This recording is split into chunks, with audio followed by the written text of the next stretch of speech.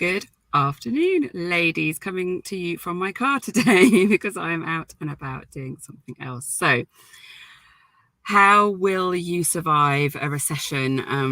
As I've said, I'm not like an expert in surviving recessions, but I'm a business coach and a marketing coach and a mindset coach, and I really wanted to just put a few things together that will hopefully help you with what you really need to be focusing on, because it can feel like really scary to listen to the news about the rising energy costs and inflation, and even just in our reality, we can see that prices are going up, right? And that sooner or later everyone's going to be struggling a little bit with money. And it can feel really scary, particularly, I think, if you've got a small business and you provide a service, to think about, like, how am I going to get people to pay for what I do? Particularly, I think, if you do things like massage or therapies or coaching or something, that for some people, it can feel like, is it a bit of a nice to have, or whatever, and you feel like, oh, if people are really tight for money, then is that the thing that they're not going to spend money on? So just to say that I absolutely understand your kind of concerns, your frustrations, and all of that, and just wanted to offer a few things that you can do or that you can think about that will help you be a little bit more recession proof, and that will help you get through these next few months, years. We'll see, right? But it is possible. You don't have to go under just because it's a recession, and you don't have to believe all the hype either. So a few things you can do. Number one is get so clear on your business strategy and your goals and how you're going to achieve them. Okay, so this is a time to really get shit hot at planning, strategizing, being focused, to get really good at your boundaries, right? So if you're a bit of a people pleaser, because us helpers often can be, we can often, go off track, help other people. And if business feels a bit hard, it might be easier to, procrastinate, do the washing up, help someone else, and all of those things, right? But boundaries and prioritizing your business, your time, your energy, and all of that is going to be even more key in these kind of more trying times. I mean, it's key anyway, but it really is a time to get good at that. Okay.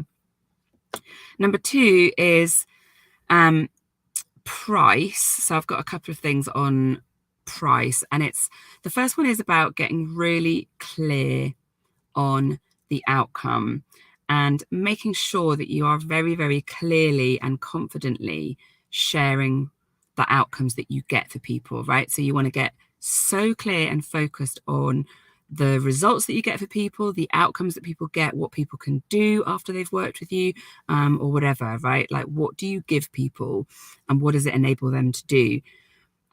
Because price really is so much more related to the value of the outcome to your ideal client, right? It's not about how much time you put in. It's not about how many resources you add. It's not about how many sessions you do.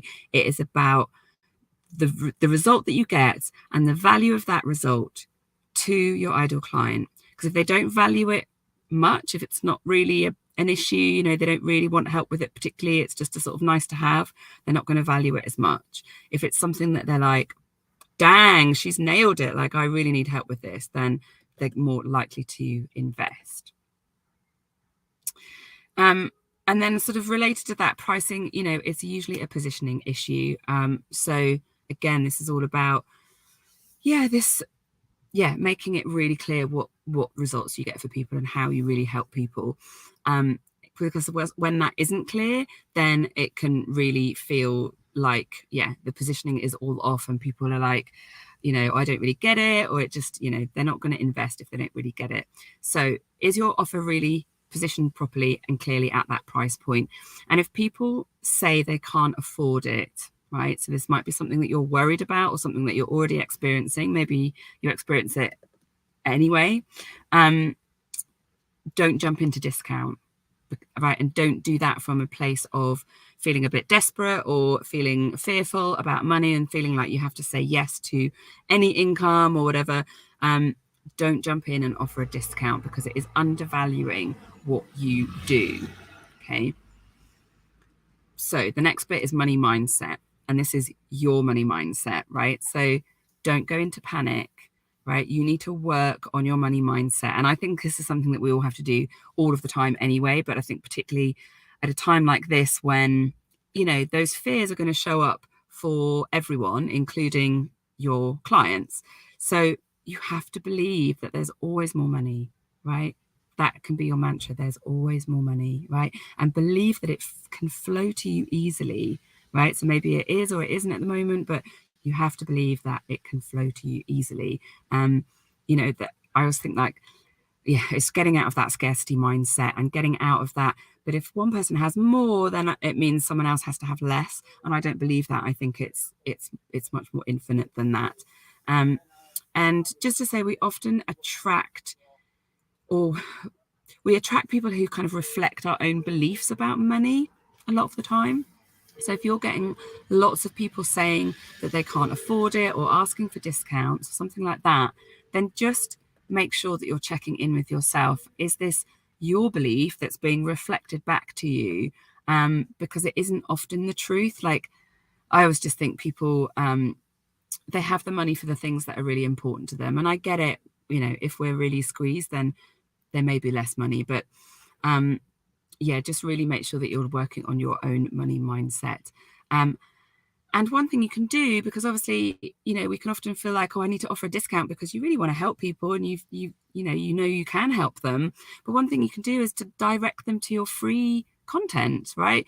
Your blogs or your lead magnets or your free guides or just your marketing content, hopefully is really, really helpful. So direct people to that, so that you're still helping them. And you don't have to offer a discount, okay? Don't lower your price, but instead work on your own money mindset, your own energy, and your own beliefs, and really make sure that you're kind of staying focused and staying in your lane and you're not acting from a place of fear, okay? Make your decisions from a place of positivity and self-awareness only, not from that place of fear, right? No, it can be hard, but a little bit of, advice there. The next one is, are your ideal clients really ideal? Okay, so one of the things that in your definition of who your ideal client is needs to be that they can afford it and that they're willing to pay for what you do, right? They see the value in it and they are willing to pay for what you do, okay? Because this is business. You're in business. You are not a charity, and you have to act like you're in business, okay? And just as well, that often the ones who ask for a discount, they're the pains in the arse, right? They're not ideal on probably many other levels, but if they're asking for discounts and they're being really, you know, picky about money or whatever, they're not ideal. But there's other things you can do. You can offer payment plans. You know, there's lots of different things that you can do, and I'm going to come on to something else in a sec.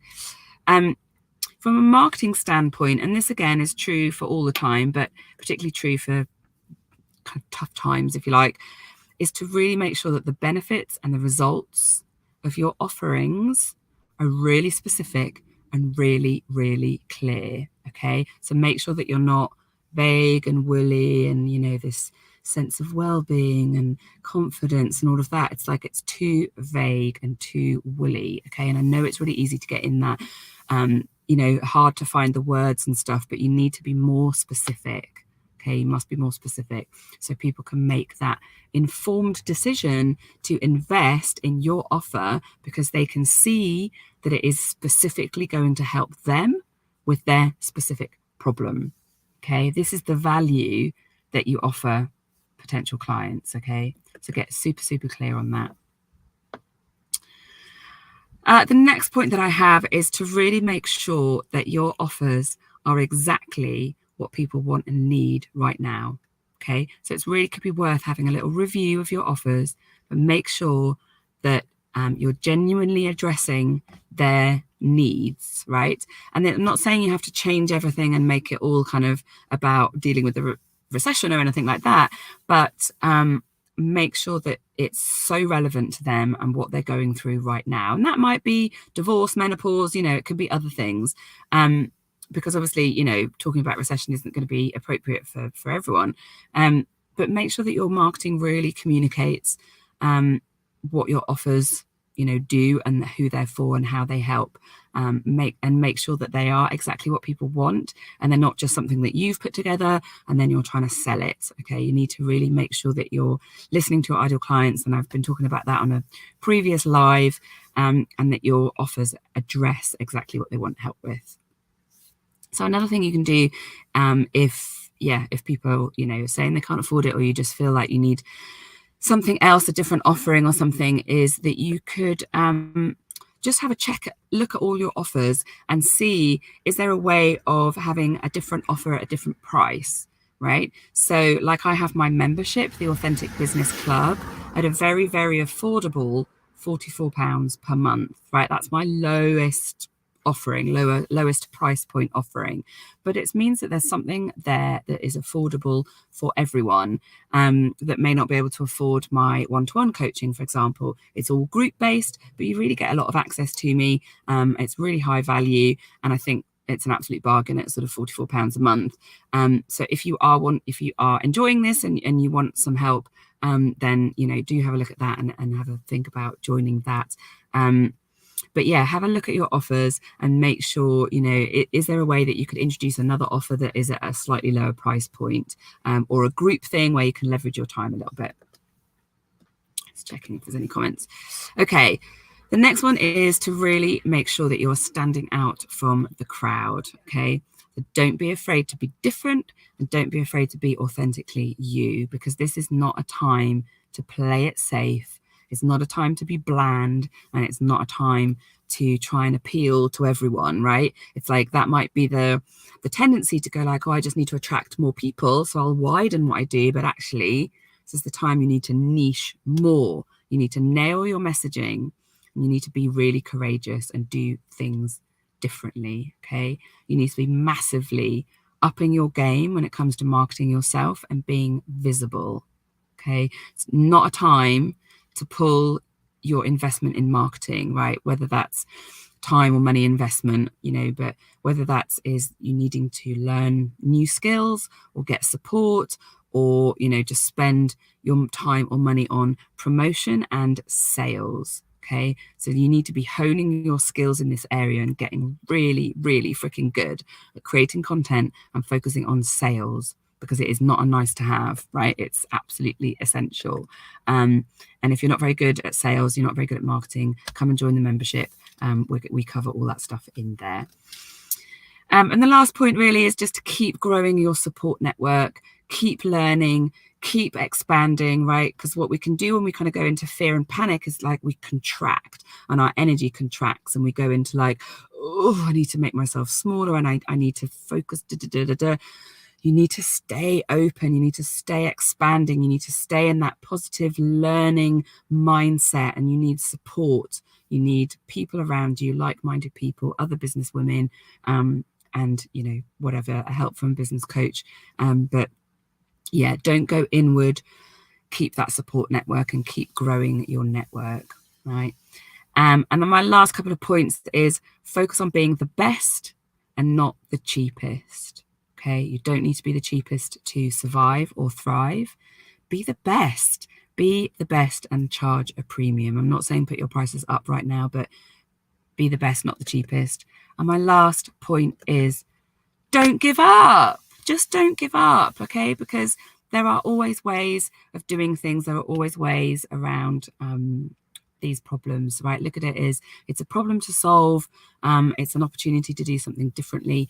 It's just a bit like with COVID, a lot of people, had to pivot what they were doing. They had to go and do it online. They had to change how they worked. And for a lot of people, that has been a really positive thing now that we've kind of come out the other side of it. I know for a lot of people, they struggled. But yeah, you don't have to struggle. So don't give up.